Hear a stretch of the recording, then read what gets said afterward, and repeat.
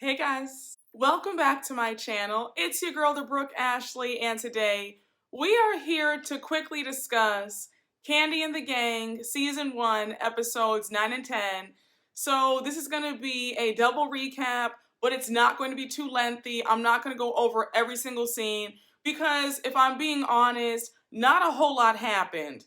While I did enjoy the show, it was a cute spin-off, a lot more entertaining than I thought it was going to be. It didn't have to be 10 episodes. Again, just my thoughts, but I felt like the show could have ended a few episodes ago.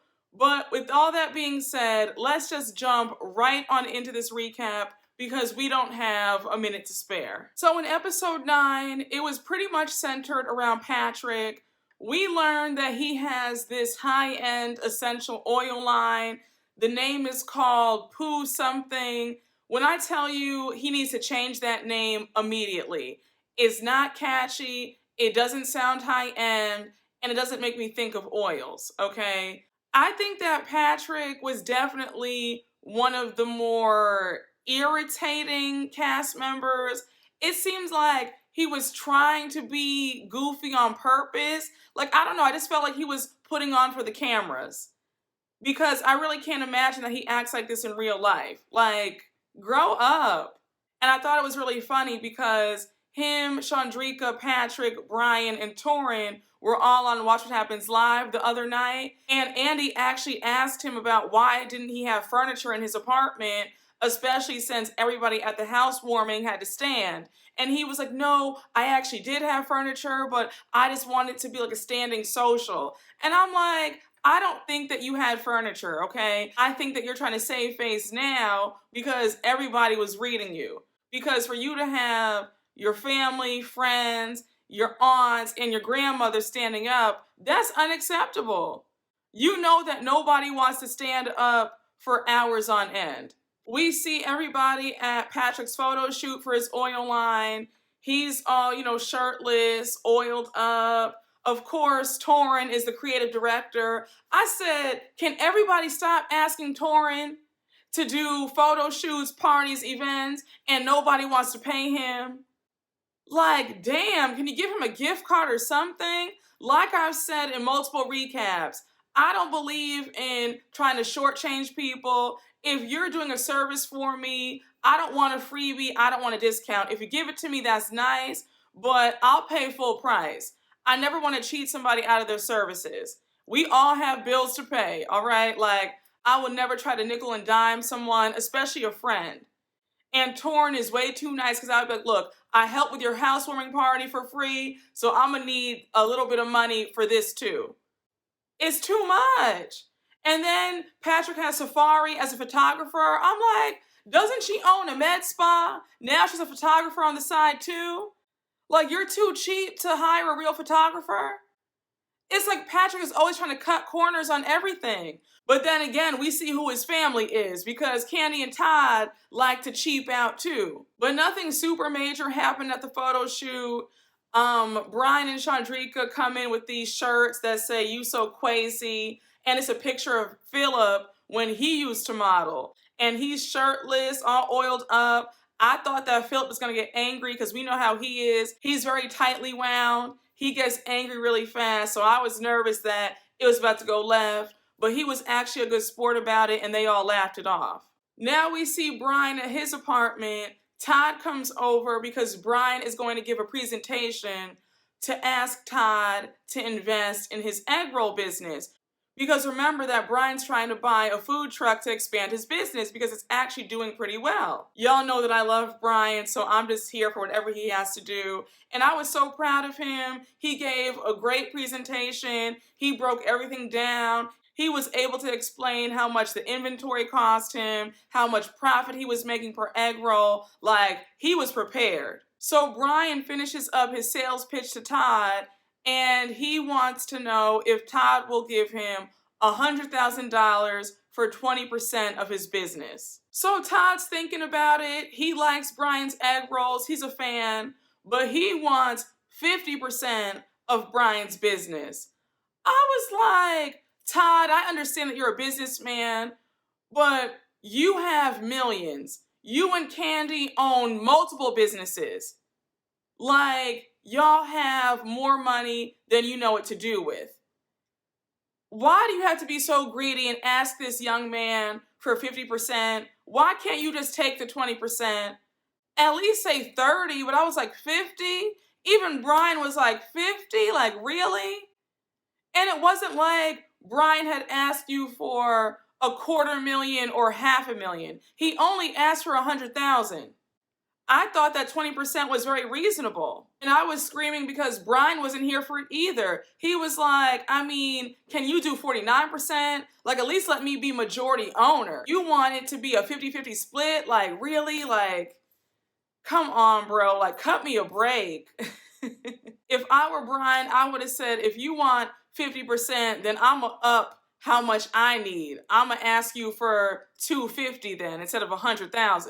That's just me. But I really do wish Brian all the best. It seems like his egg rolls are a big hit. They look good. It seems like every time we see him making them, everybody's always chomping down on them, which is always a good sign. So I'm really hoping for the best. He has such a beautiful spirit, and I really do want Brian to just go out there and just win. Like, I really do wish the best for him. We also see a short scene in this episode where Don, Juan, and Phillip let Shawndreca know that she's being promoted, and Phillip thinks that she's doing a great job. He's proud of her, and it's just so funny to see how they've come a long way, because the way Phillip and Shawndreca bumped heads in the first episode, I never thought that I would see the day where they get along.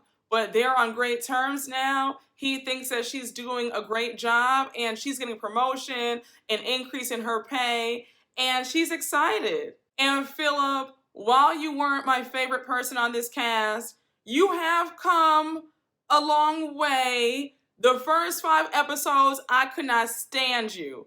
I was reading you down in every single recap because you deserved it. You were definitely an asshole. But you've warmed up, you've loosened up, and it's nice to see. So we end episode 9 with Patrick hanging out with Safari's father. They're playing a round of golf, and Patrick finally gets the courage to ask Safari's dad for his blessing so that he can have Safari's hand in marriage. Now, in my personal opinion, I don't think that Safari's dad was too thrilled or excited about his daughter marrying Patrick, because he never said the words, yes, you can, you have my blessing. All he said was, I mean, if that's what Safari wants, then I guess that's okay. And he hesitated when Patrick asked him. I was like, I don't think he wants this union to happen. Now we get to the finale episode, and let me just say that ending really pissed me off. But let me not jump ahead, okay? So we started off with everybody at OLG, and Phillip announces the news that Shawndreca has been promoted to the head maitre d'. And I couldn't stop laughing because Melvin was like, what's the promotion? Like, she's still sitting at the front, right? So what is she really doing? You know what? It's too much. He was not here for it at all. Now we jump over to the next scene, and we see Torin and Kandi's creative director, Victor, meeting up.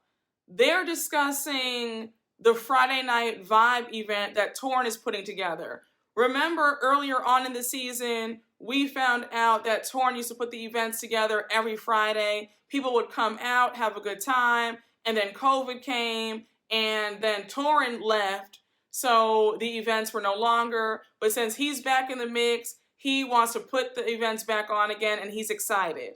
So the theme of this Friday Night Vibe event is going to be a 70s theme. So they're going over the details, and then we're introduced to one of the OLG bartenders named Peppermint, and she's also a rapper and performer. So since Peppermint is going to be performing at Friday Night Vibe, she's performing for Victor and Torin and is showing them her skills. They're impressed, they're excited, and then Torin says in his confessional that he's kind of nervous because it's a lot riding on him, his job is at stake, and he pretty much has something to prove.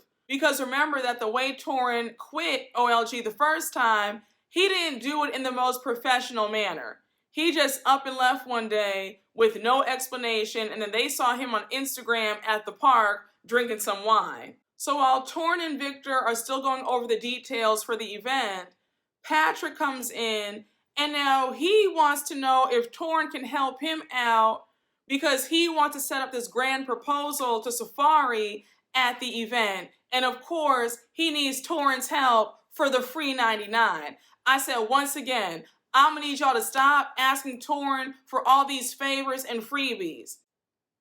It's annoying to me how people will take advantage of their friends and folks that they know because they know that that friend has a skill. Putting on an event is not an easy task.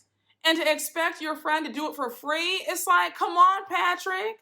And you already know that Torin is most likely stressed out because he's planning this Friday Night Vibe event for OLG and his job is on the line. So to ask him to do something else, it's like you got to figure things out yourself.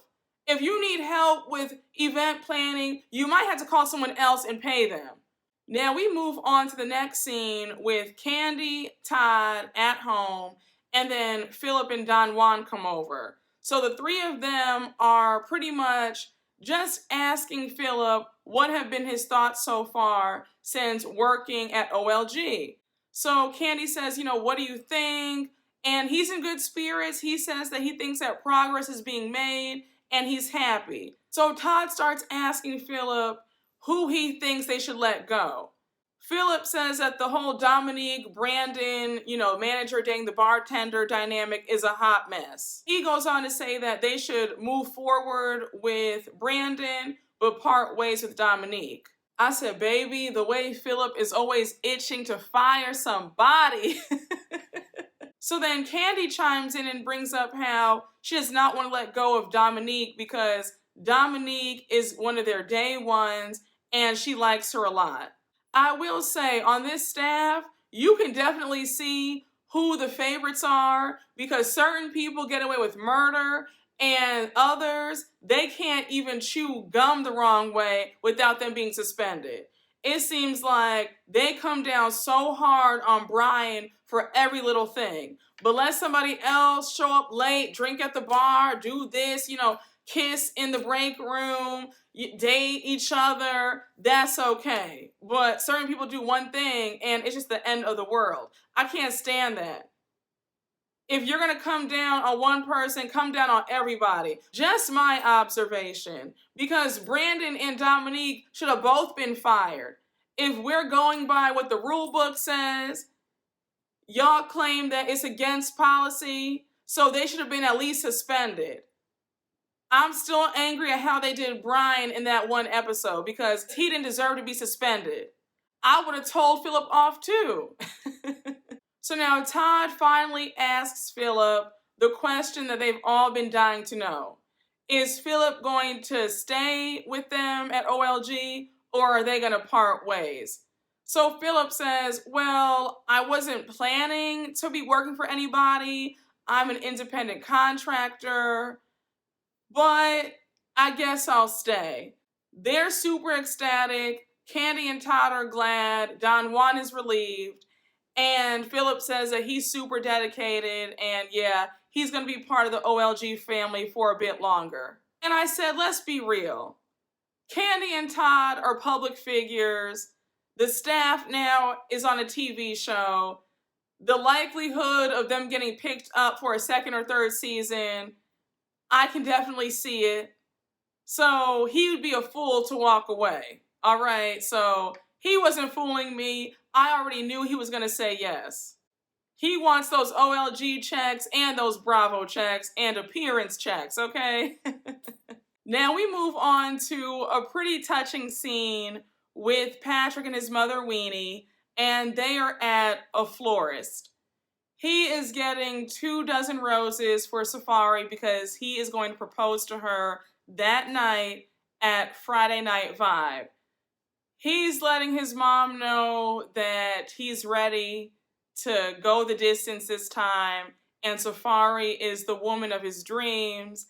And his mother is super emotional. She's crying. She says that she likes Safari. She's a great girl. She's just sad because she's going to be losing her baby. I like how Patrick and his mom are really close, but I definitely did give a side eye when he said, you know, my mom will always be the #1 woman in my life. I said, bro, look, I know I'm not married, but I do know that when you get married, isn't your spouse supposed to be #1? Like, I thought that biblically, right? Isn't it you leave your mother and father and you cleave to your spouse?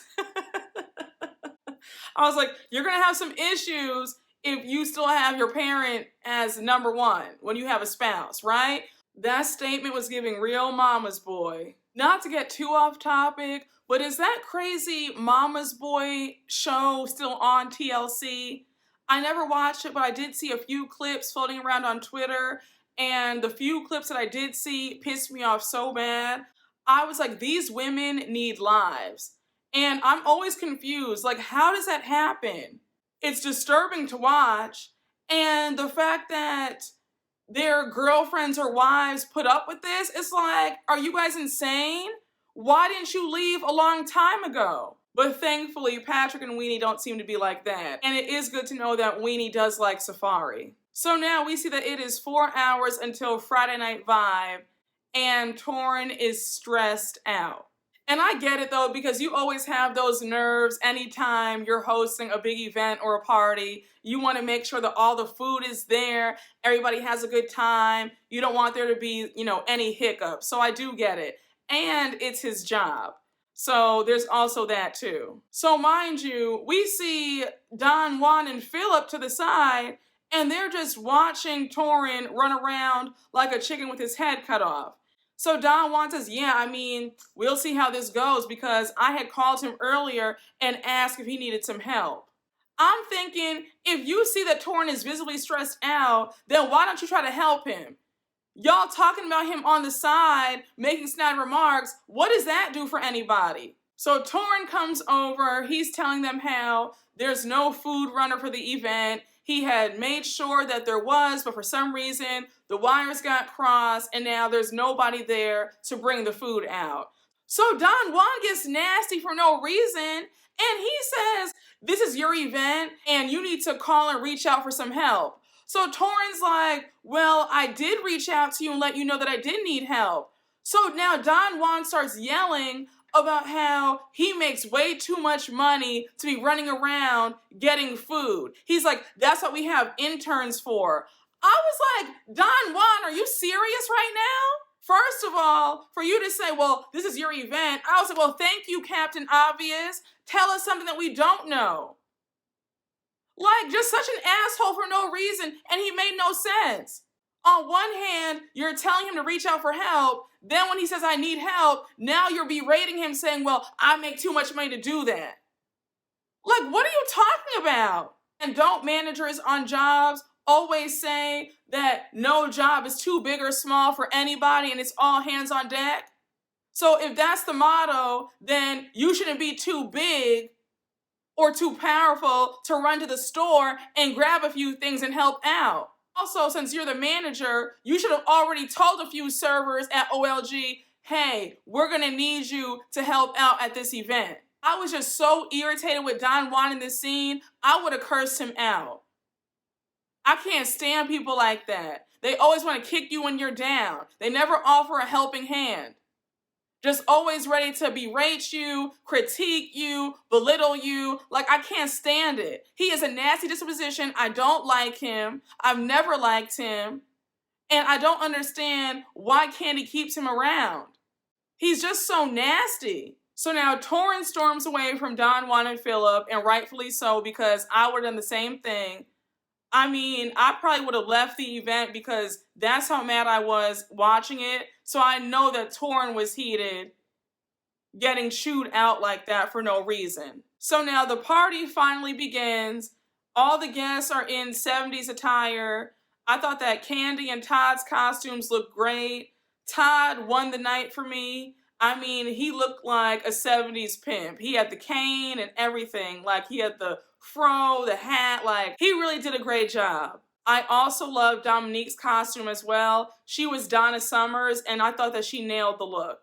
And I thought it was cute that Mama Joyce, Aunt Bertha, and Aunt Nora dressed up. I was especially surprised to see Aunt Bertha with a smile on her face and with an afro wig on. I said, okay, sis, she's getting into the party spirit.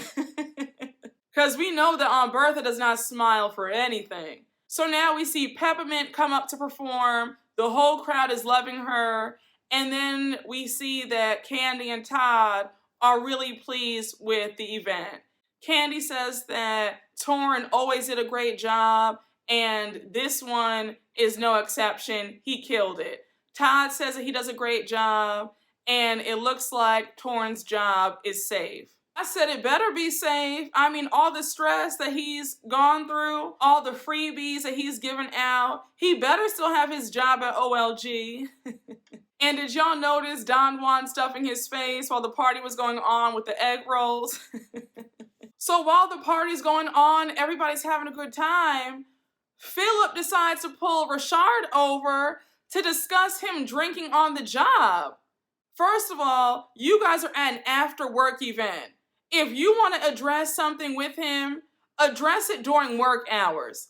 So Rashard denies it, and he's like, look, I had clocked out of my shift, but when you clock out, you need a manager to clock you out. So, my shift was over, I was waiting for them, and I had a drink on the job. And I don't think that there's anything wrong with that. We've seen and heard all these stories about people drinking on the job. Brandon is sitting at the bar eating, flirting with Dominique in front of customers. Nobody says anything about that. So why are you getting on Rashard about having a drink after his shift has ended? Like, what are y'all talking about? Of course, Todd and Kandi are in the conversation too. So Candy's in shock, and then Todd's like, well, did you pay for the drink at least? And Rashard says, yes, I did. So they're obviously not buying what Rashard is saying. And Todd's like, when people start lying, when it starts getting gray, that's when we have a problem. I was like, Todd, are you kidding me? All the unprofessional behavior that we've seen throughout this entire season amongst the entire staff, and you want to get on somebody for having a drink after they have clocked out of their shift? So now Don Juan calls Shawndreca over, and he asks Shawndreca if Rashard has done anything that should warrant him being terminated. So Shawndreca says, well, actually, yes. He gets paid for tables. So Candy's like, wait, what?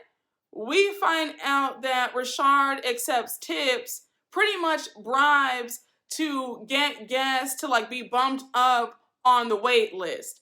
And if you work at a popular restaurant where the waits are long, that's common. And a lot of hosts and hostesses accept the tips and they'll bump you up. That's nothing new. And I'm sure that Shawndreca has received tips. We see how unprofessional she is. And Shawndreca, that was really evil of you to throw Rashard under the bus. That man does not bother anybody. And as much stuff as you get into, you were caught bad-mouthing Kandi and Todd on camera. And you were going around the restaurant trying to find out who snitched. And you're always the loudest one hollering about how people need to have each other's backs and, we're a team, we're a family. But for you to do that to Rashard, that was just so messed up. I couldn't believe it. I lost so much respect for all of them that night, but especially for Shawndreca. So Rashard is fired, and Candy's like, Rashard, I'll fire a family member for doing that. You just can't do that. So now she's upset and she walks away. And my heart really broke for Rashard. You could tell that he wanted to cry. To be fired at an after-work event, that has to hurt. And to be blindsided like that and ganged up on, that was really evil. I just was so disgusted. I really wanted to turn the TV off after that. I just couldn't believe it. Kandi, for you to have your manager dating the bartender when you know that it's against policy, but they're still working there, but you want to fire somebody who had a drink after hours. And sometimes accepts a few tips from customers because they're tired of waiting on that long ass line around the block. I just really couldn't believe it. Y'all could have put him on probation for a few weeks or suspended him for a week, but to fire him, that was really cold. I just don't like Shawndreca. I just said, girl, you're a phony and you only care about yourself. And then when Shawndreca walked back and was like, yeah, I mean, they were going to fire somebody, but it wasn't going to be me. And she's laughing about it. How are you laughing about this man being fired? And the way you would be screaming and hollering if somebody had thrown you under the bus like that? Let me tell you something. These shows will really get you worked up. I mean, they will really get you just so worked up. Because I was pissed. But we end the finale episode with Patrick calling Safari up on the stage. He gets down on bended knee and he proposes to her. And Safari is in absolute shock. Like, she is crying. She can barely say the words yes. And I mean, I will say it was a beautiful moment. It was a very beautiful proposal. And I liked how he had the fireworks at the end. As goofy as he is, he definitely did do a beautiful job with the proposal. But we see a 6-month update with the staff. Torin is still there putting on the events. Phillip is still the director of operations. Dominique and Brandon are still going strong. And Dominique actually has to go to Blaze since it's still an issue about them dating and working together. Shawndreca still works at OLG, and she and her fiance June have bought a house together, and they're also planning their wedding. And then we see that Patrick and Safari also bought a house together, and everything is going well. And we see that Brian is doing great, and he is living a sober life. And I'm just so happy for him, and I really do wish him the best. But I was annoyed that we didn't get a Rashard update because I wanted to see what happened to him. But y'all, that is the end of Kandi and the Gang. Overall, it was a pretty good season, pretty entertaining. I thought the staff was hilarious at times. The drama was just right, not too much. And if there is a season 2, I definitely will be watching, but I don't know if I'll be reviewing. But as always, thank you all so much for watching my recap. I hope you all enjoyed. And please make sure to like, comment, and subscribe. And I'll see you all later.